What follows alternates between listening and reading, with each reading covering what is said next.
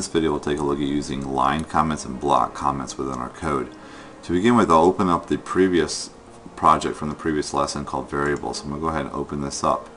And if you don't get the command line interface here for us to work with, or our code interface here for us to work with, you can always come over here to program.cs, double click it, and it should open up our code for us to work with.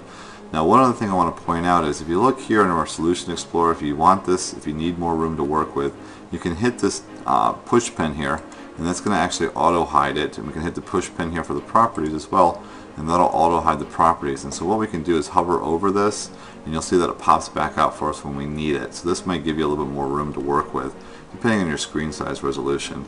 So let's go ahead and begin with our first line comment. I'm going to come up here to where it says int min population equals 100,000. And I'm just going to go ahead and click after my semicolon. So that's the end of my statement. I'm just going to space over and put 2 forward slashes. You'll notice when you put 2 forward slashes it will turn green. Basically what this is going to tell us is everything to the right of my forward slashes is going to be treated basically by the program as just nothing to do with the program. So it's going to be discarded as information. So I can actually write whatever kind of information I want to the right here for us. So let's just go ahead and we'll start off by writing what the value of a maximum integer is. So for this case I'm going to go ahead and just write in the maximum value of an integer is, and this is going to be 2,147,483,647. So that's the maximum value that I can actually hold in this integer variable. And I'm going to go ahead and put one more line comment on my second one, and we're going to put the minimum value here. So I'll start off with 2 forward slashes. I'm going to go ahead and just say the minimum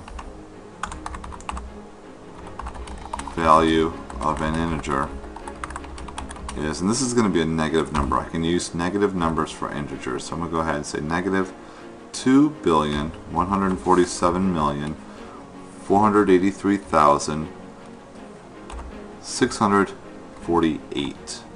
And so the difference here between this one number is because we have a 0 as a number to be able to be used for our integers. And so these are called line comments. I can add those throughout my code wherever I want to write some kind of comment or some kind of reminder for some information to look back at later on. And so basically every line of code you can write, you can just add the 2 double forward slashes and then write a comment after that that will not be treated as code. Now the other option that we have here is an actual block comment, which means we can block a whole section of code out. And so we're going to do that for this byte section right here. And this is very helpful if you've got a section of code that you are testing or may want to remove but want to see the effects of it on your program. So we're going to actually look at all 5 of these lines of code, and we're going to actually remove them from my program by commenting them out or making them all comments rather than actual lines of code. To start with, I'm going to go ahead and click where it says byte. I'm going to space down 1. And we're going to start our block comment by typing in the forward slash and then the asterisk. And you'll notice from this point on everything turns green. Right now everything is being treated as a comment because it can't find the end of my block comment. So let's go ahead and I'm going to click after my last console write line for this block of code and space down, and we're going to actually end this by putting in the asterisk and then a forward slash. And you'll notice that ends my block of code. So there's the block of code that I've got here.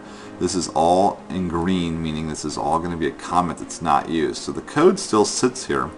Unfortunately, it's not used in my programming logic or in my programming code or statements for code at all. So this is very helpful to block out or comment out lines of code. It's also helpful if you want to write comments that are in paragraph form. Maybe you have a lot of information to write for the introduction or headers of programs, information that you want to write about people, or just any kind of comments that you have for the program. So block comments can be very useful, as well as line comments.